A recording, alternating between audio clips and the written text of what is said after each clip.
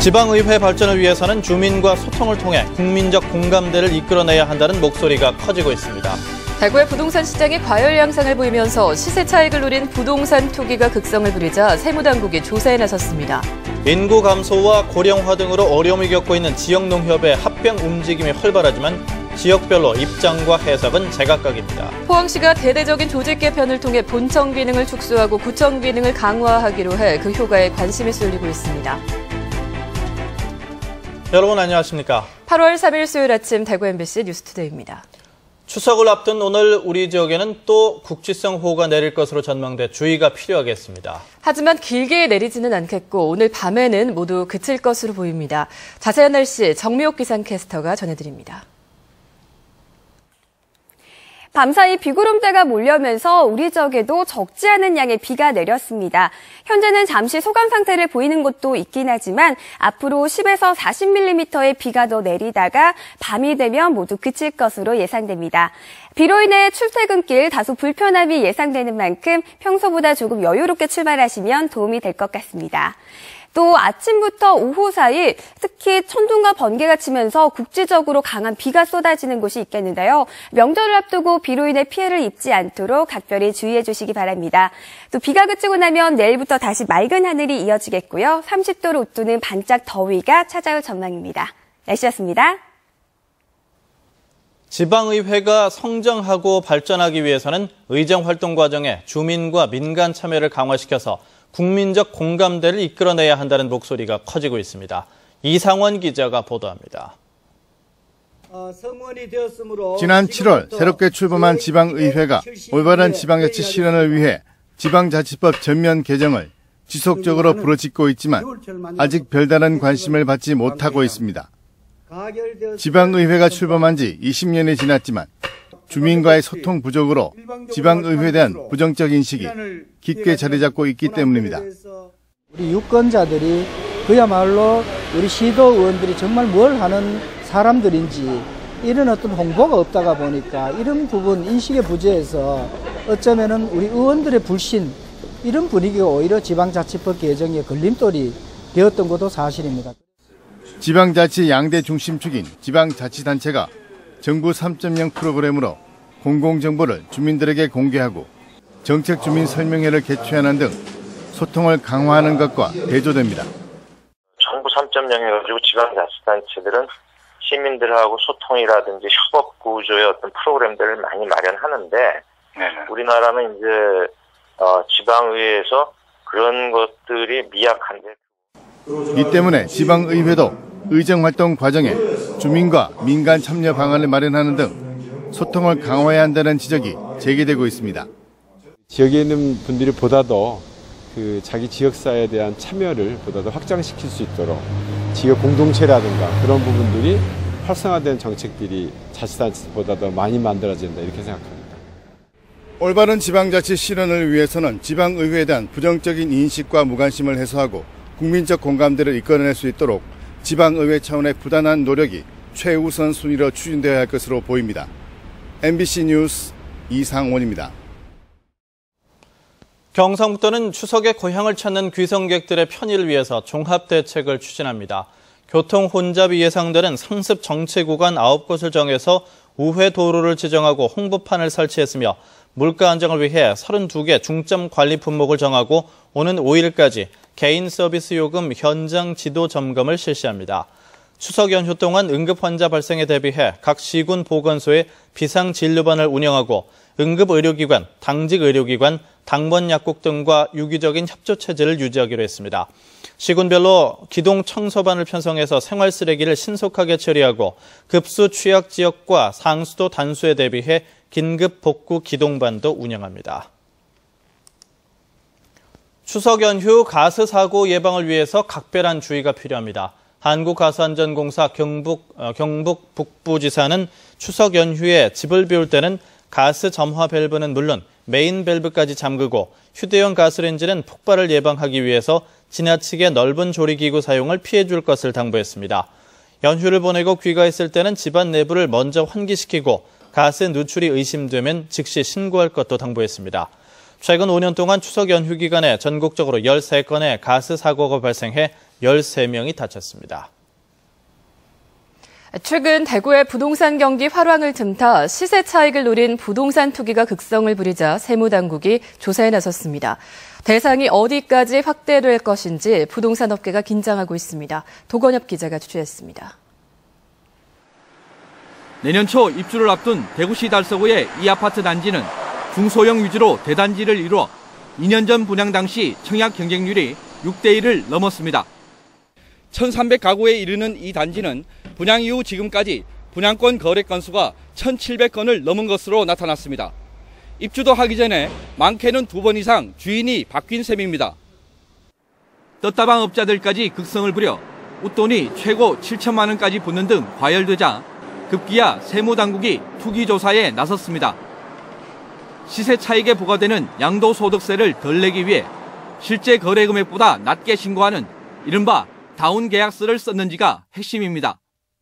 입주권을 팔았으니까 그에 이제 양도소득세 신고를 했을 건데요. 예. 예, 그 사람들에 대해서 그 산 사람들한테 얼마 주고 샀느냐를 이제 물어보기 위해서 이게 안내문을 보낸 거죠.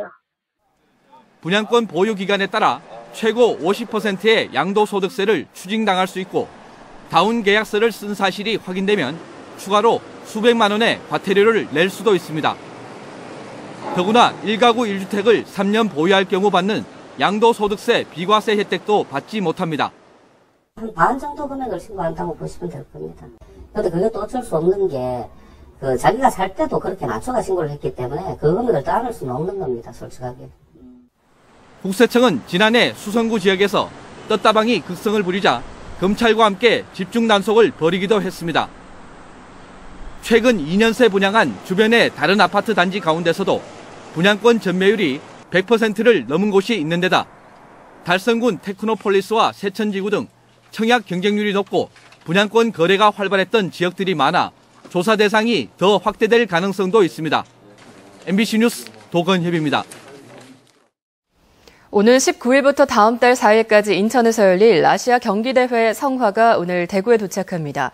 대구시에 따르면 인천 아시아경기대회 성화는 오늘 오후 5시에 MBC 내거리에 도착해 청구 내거리, 신천 내거리, 신천교, 동인 내거리를 거쳐 대구시청에 안치되고 하루를 묵은 뒤 내일 오전 경북 청도로 향합니다.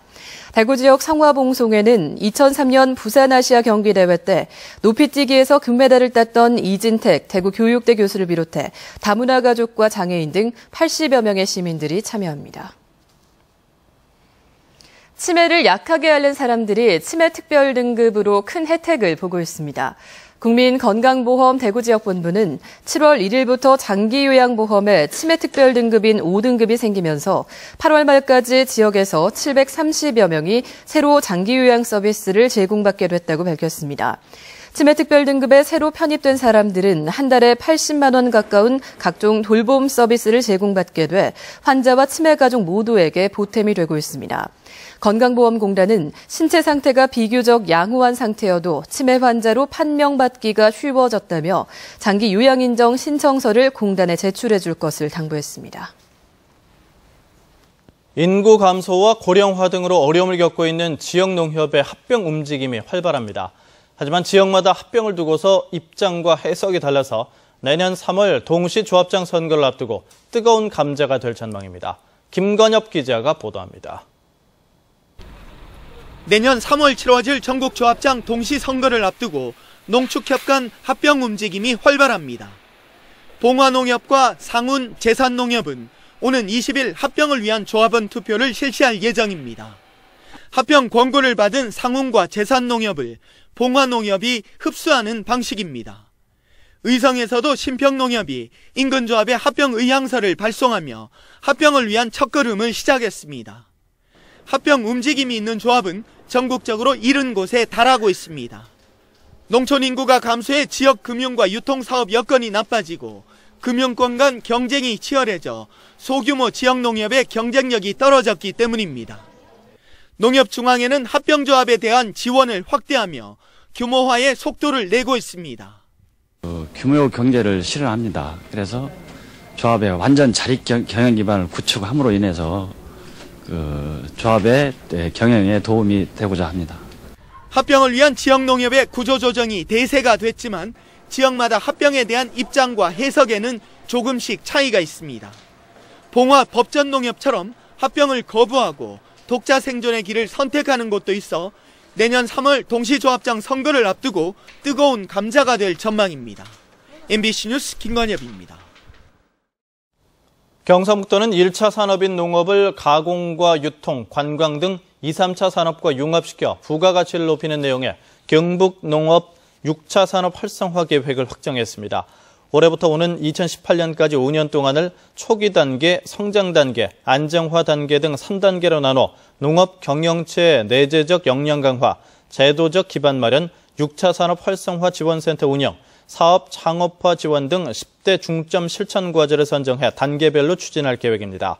경북 지역 전체에서 6차 산업 선도 모델 250개소를 발굴해 육성하고 집적화단지 5개를 조성하며 고령농, 여성 등을 위한 농촌지역 일자리 2,000개, 부가가치 1,000억 원 창출을 구체적 목표로 제시했습니다. 이철우 새누리당 의원이 경찰청으로부터 받은 자료에 따르면 지난 2011년부터 3년 동안 경북에서 단속된 교통법규 위반 건수는 346만 9천여 건으로 서울과 수도권을 제외한 지역 가운데 가장 많았습니다. 이 가운데 음주운전은 5만 8,900여 건으로 서울, 경기에 이어 세 번째로 많았으며 무면허 운전 단속 건수도 연평균 5,200여 건으로 경기와 서울, 경남에 이어 네 번째로 많았습니다. 법규 위반에 따른 경북 지역 범칙금은 3년 동안 143억 1,400여만 원이, 과태료는 954억 2,200만 원이 부과됐습니다. 이강덕 포항시장이 취임 2개월 만에 대대적인 조직 개편을 통해서 비대한 본청 기능을 축소하고 구청 기능을 강화할 계획입니다. 신설되거나 통합되는 부서도 많은데 지금껏 간판만 바꿔 달아온 잦은 조직 개편이 과연 효과가 있을지 회의론도 제기되고 있습니다. 김영일 기자가 보도합니다. 이강덕 포항시장이 취임 2개월 만에 대대적인 조직 개편을 추진하고 있습니다.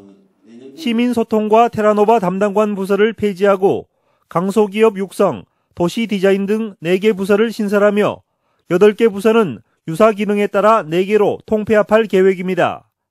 또 지난 박승호 시장 체제에서 비대해졌던 본청의 기능을 대폭 축소하고 남북구청의 기능을 강화하는 데 주안점을 두고 있습니다. 본청은 좀 슬림하면서 업무도 그 구청으로 좀 옛날처럼 과감하게 다 이제 이관을 하고. 포항시 의원들도 조직을 슬림화하는 기본 방향과 조직 개편의 필요성에는 일부 공감했습니다. 하지만 간판만 바꿔달 뿐 실효성도 없는 조직 개편이 지금까지 반복돼 왔다며 시민들을 위한 변화에 초점을 맞춰야 한다고 지적했습니다. 정말 어느 날 과가 생겨서 이름도 외우기 전에 과가 사라져버리고 이런 명칭 하나 이렇게 바꾼다고 해서 그 업무가 지금까지 안 되는 사업이 잘 될 것인지. 특히 단체장의 공약이나 시류에 편성한 이름 바꾸기가 되풀이되고 있다는 질타도 잇따랐습니다. 새로운 용어가 딱 나오면은 막 바꾸려고 해요. 예를 들면은 강소기업이라고 하는 말이 나오니까 과를 또 만들고 창조라고 하는 말이 나오니까 또 국을 만들고. 한편 포항시는 시의회와의 협의를 거쳐 최종안을 이달 말까지 확정해 조직 개편을 단행할 계획입니다. MBC 뉴스 김형일입니다.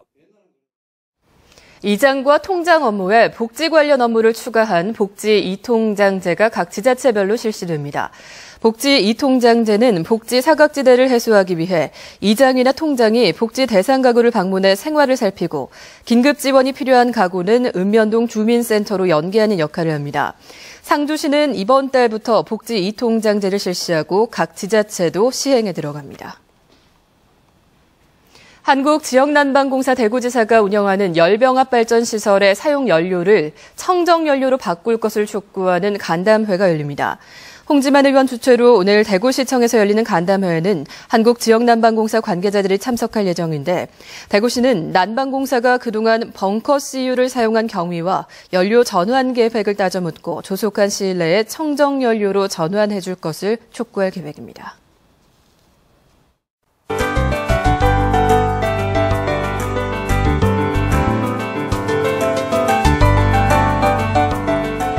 밤사이 비구름대가 몰려오면서 우리 지역에도 적지 않은 양의 비가 내렸습니다. 현재는 잠시 소강 상태에 접어든 곳도 있긴 하지만 앞으로 10에서 40mm의 비가 더 내리다가 밤이 되면 모두 그칠 것으로 보입니다. 특히 아침부터 오후 사이 천둥, 번개가 치면서 국지적으로 비가 강하게 쏟아지는 곳이 있는 만큼 명절을 앞두고 비로 인한 피해를 입지 않도록 각별히 주의해 주시기 바랍니다. 현재 전국적으로 비구름대가 뒤덮여 있습니다. 오늘 우리 지역은 서해상에서 동해 북부해상으로 이동하는 저기압의 영향을 받아 흐리고 비가 오겠고요. 동해상에서는 바람이 매우 거세게 불겠습니다. 현재 대구는 21도 보이고 있고 낮 최고 기온은 26도로 어제와 비슷하겠습니다. 문경과 상주는 현재 18도로 선선한 아침 맞이하고 있는데요. 한낮에는 마찬가지로 26도가 예상됩니다. 안동과 봉화 현재 18도, 낮 동안에도 25도를 밑돌겠고 경북 동해안 지역 역시 25도 안팎의 기온이 예상됩니다. 바다의 물결은 0.5에서 최고 3m로 점차 높게 일겠습니다. 내일은 비가 그치고 난 후 30도로 웃도는 반짝 더위가 찾아오겠고요. 명절에 고향 가시는 길 날씨로 인한 불편함은 없을 것으로 전망됩니다. 날씨였습니다.